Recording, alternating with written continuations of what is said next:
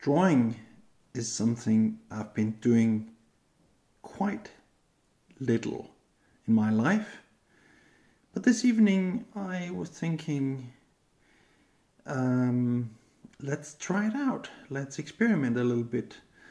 And what I did was I simply Googled on the internet, draw dog easy, and also on YouTube.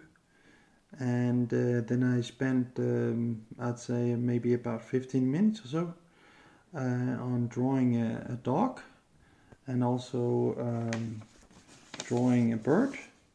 And I was actually quite surprised about myself. It was like step-by-step instructions, and yeah, just starting with one circle and then continuing, and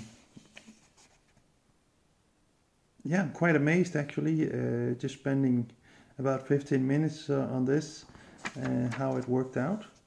And it shows to me that